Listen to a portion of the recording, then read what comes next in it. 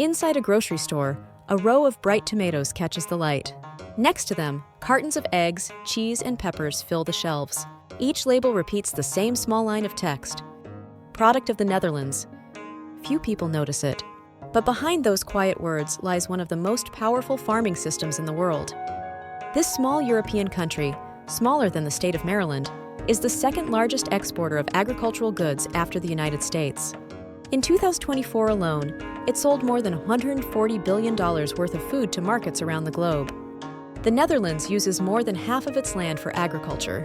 It produces high-value goods such as tomatoes, peppers, eggs, cheese, and meat through one of the most efficient farming systems on Earth. At night, its greenhouses glow like silent cities spread across the flat horizon. Computers and sensors track every drop of water, every ray of light, and every seed that grows within them. The Netherlands does not farm with space. It farms with precision. Most Americans have never thought of it this way. To them, Dutch products are just another label in the grocery aisle. Yet this small nation now stands beside the United States, a country hundreds of times larger. How can that be? How does a place with limited land and cold, rainy skies compete with the vast fields of America? The answer is not found in the soil alone. It begins much deeper, in the story of a people who refused to surrender to their land. A nation that learned to create what it did not have, and turned survival itself into an act of design. Under the same gray sky, the green fields stretch endlessly below sea level. The calm surface hides a secret that began centuries ago. There was a time when much of this land did not exist at all. In the 13th century, nearly a fifth of what is now the Netherlands was covered by the sea. Storms swept across the coast, flooding villages and swallowing fields. The people who lived here faced a simple choice: leave or fight the water. They chose to fight.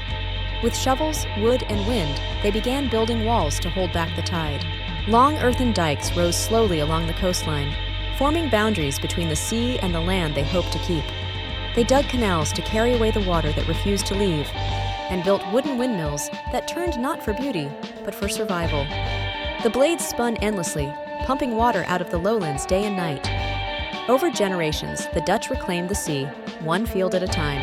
They drained lakes, filled marshes, and built villages on what was once ocean floor. Each new piece of land was called a polder, a word that meant possibility. It was not a gift of nature, but a creation of human persistence. They did not inherit the land.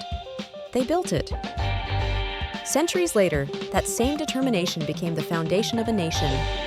When global conflict reached Europe, the Dutch once again faced hunger. Transport routes collapsed and supplies vanished.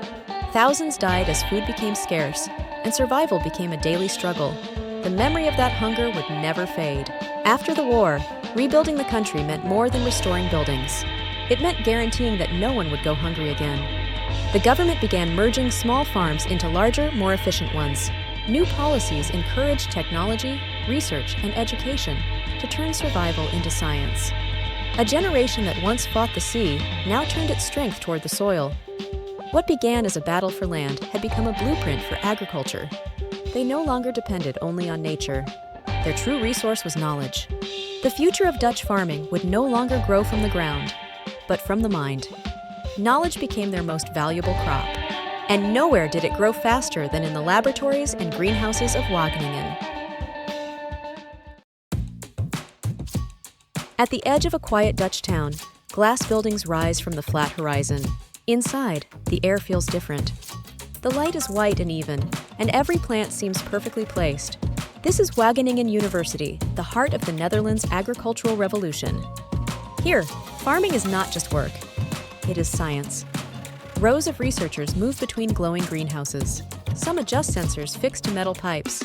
Others analyze charts of humidity, light, and nutrient flow. Every movement is measured, every outcome recorded. The goal is simple: to make farming predictable. In one greenhouse, tomato plants climb high toward the ceiling.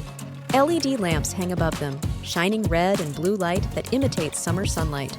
Under these lights, tomatoes can grow in any season. They require only 4 liters of water to produce a kilogram of fruit, compared to more than 200 liters in most parts of the world. Every drop is captured, cleaned, and reused. Every leaf is scanned by sensors that predict when it needs light or water. It is farming redesigned for precision. Nearby, a small box hums quietly in the corner. It is filled with bumblebees.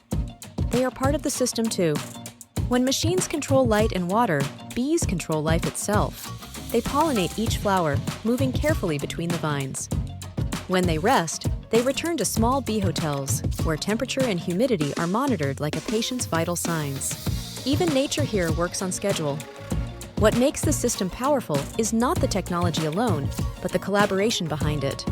Wageningen University does not work in isolation.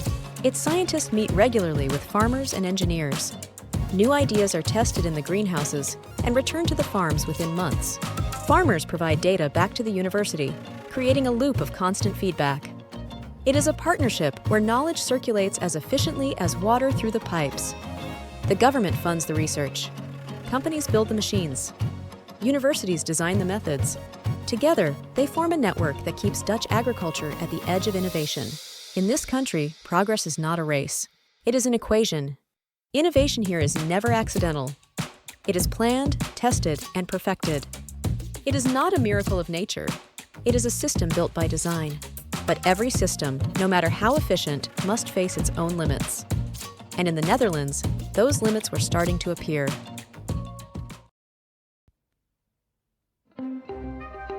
The glass walls that once symbolized progress now glow like mirrors of demand. At night, the Dutch countryside shines with thousands of rectangles of light. From above, they look like a vast constellation spread across the earth. Each one is a greenhouse, working while the rest of the world sleeps. Inside, rows of crops continue to grow under artificial suns. LED lamps hum softly, and the air hums with machines that control heat and humidity. Every moment of light costs energy, and the total energy used by these greenhouses each year equals what 2 million homes would consume. It is the unseen cost of precision. When energy prices began to climb, the lights could not simply go out. Farmers turned to new sources beneath their feet. Pipes were driven deep underground to pull up heat from the earth. Geothermal plants began replacing gas boilers, and wind turbines rose at the edges of the fields. Some growers built their own small power stations to keep the greenhouses alive. The landscape that once depended on water now depended on energy. But progress has its limits, and nature always asks for balance. As the country's farms expanded, so did their emissions. The fertilizers that helped plants grow faster also released nitrogen and ammonia into the air. When the government tightened its environmental rules, thousands of farmers protested in what became nationwide farmer demonstrations. Tractors rolled into city streets, carrying signs that read, "No farmers, no food." For the first time, the same system that had built national pride was being questioned by those who sustained it. In the towns near the greenhouses, the nights grew brighter while the debates grew louder. How much innovation is too much? How far can a nation push the limits of nature before nature pushes back? Progress had brought the Netherlands to the peak of efficiency. Now it stood in a fragile space between energy and environment, growth and restraint. The same technology that had once solved problems was now creating new ones. And the country that had turned survival into science could no longer rely on the same formula. Energy costs were climbing, and the protest had left the country divided. The question was no longer how to grow more, but how to keep growing at all. In a small meeting hall outside The Hague, farmers, scientists, and officials gathered around the same table. There were no speeches, only quiet discussions and long pauses. Everyone understood that the old system could not continue the same way. Efficiency had brought success, but not stability. From those conversations, a new plan began to form. Greenhouses would no longer chase production at any cost. They would learn to recycle the heat they generated. Pipes were installed to capture excess warmth and send it back into the ground. Some facilities shared energy through connected networks, where one farm's waste became another's power. Geothermal wells replaced imported gas, and solar panels stretched across the roofs of glasshouses. In the fields, scientists tested crops that could thrive with less fertilizer and less water. New sensors monitored not just growth, but also emissions. Each decision was measured by its footprint, not only its yield. The goal had shifted from speed to sustainability. At Wageningen University, the next generation of researchers spoke a different language. They no longer talked about maximum output. They spoke of circular farming, closed-loop systems, and environmental accounting. Every input had to return to the system in balance. Nothing wasted, nothing lost. Over time, the landscape began to change again. The nights grew darker as energy-efficient LEDs replaced the older, power-hungry lights. The hum of machines softened. The same greenhouses that once glowed like cities now blended quietly into the horizon. The Netherlands had redesigned the rhythm of its own progress. It was no longer racing against nature. It was learning to move with it. From that balance came something unexpected, a new kind of export, not food, but knowledge.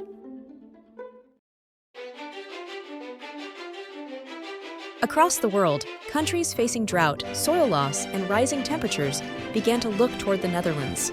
They wanted to understand how a small nation could feed so many with so little land. And the Dutch were ready to share what they had built. In the outskirts of Toronto, greenhouses modeled after Dutch systems now stretch across flat farmland. Their glass walls shimmer in the cold morning light. Inside, algorithms control irrigation and temperature minute by minute. Each plant is tracked by sensors that measure growth, color, and moisture. The data flows back to servers connected to research centers in Wageningen. Half a world away, Dutch engineers monitor the same screens, adjusting variables as if they were tending the crops themselves. In southern Spain, greenhouses once used for mass production now adopt circular systems designed in the Netherlands. Water from one crop is filtered and reused for another. Every nutrient is measured, reused, and returned to the soil. Even the waste heat from nearby factories is piped in to maintain temperature. It is a living network of efficiency spreading beyond borders.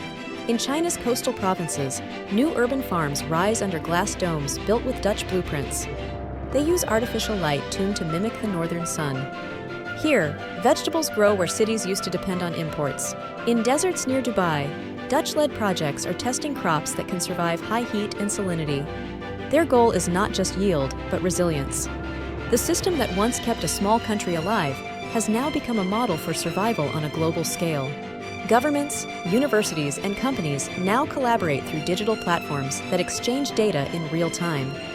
AI-driven models predict water use, carbon emissions, and crop rotation patterns across continents. Each new project carries a trace of the Dutch method, built on precision, sustainability, and trust. At Wageningen University, a professor tells her students, "The future of farming will not belong to the biggest country. It will belong to the smartest one." His words echo what the Netherlands has quietly proven to the world. That innovation can be harvested like a crop.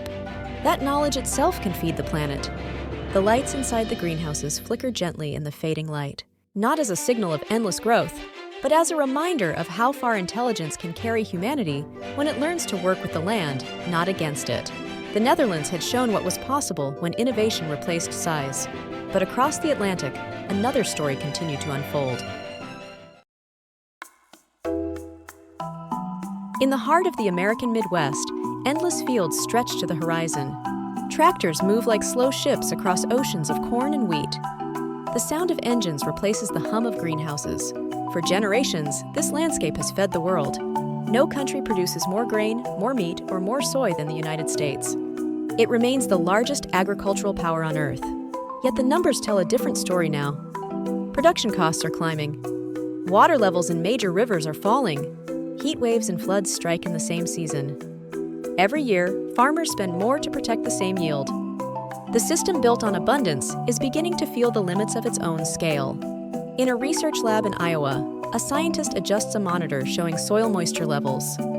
She compares satellite data, rainfall charts, and fertilizer records. Her goal is not to grow more, but to grow smarter. Around her, new technologies echo the lessons learned overseas. Sensors buried in the ground report real-time data. Drones scan crop patterns from above. AI systems predict drought cycles before they begin. The language of farming is changing. In California's Central Valley, a farmer opens an app that displays water usage across his fields. Each section glows in color, showing where irrigation is needed and where it is not. He has begun to see his land not as a single field, but as a living map. He speaks of efficiency the way his father once spoke of acreage. This is what adaptation looks like. Still, the challenge for America is not technology. It is connection. The Dutch built their strength through cooperation. Farmers, universities, and government worked as one system. In the United States, the pieces exist but often move apart. Competition, rather than collaboration, defines the rhythm. But that rhythm is beginning to change. Small networks of growers now share data openly. State programs encourage regenerative practices, and companies invest in precision agriculture modeled after Dutch efficiency. The first steps are slow, but they are moving in the same direction. The future of agriculture will not be measured by acres or output. It will be measured by how wisely the land is used and how well people adapt together. The next revolution will not belong to the largest producers, but to the smartest collaborators. The age of conquering nature is ending. The future belongs to those who learn to work with it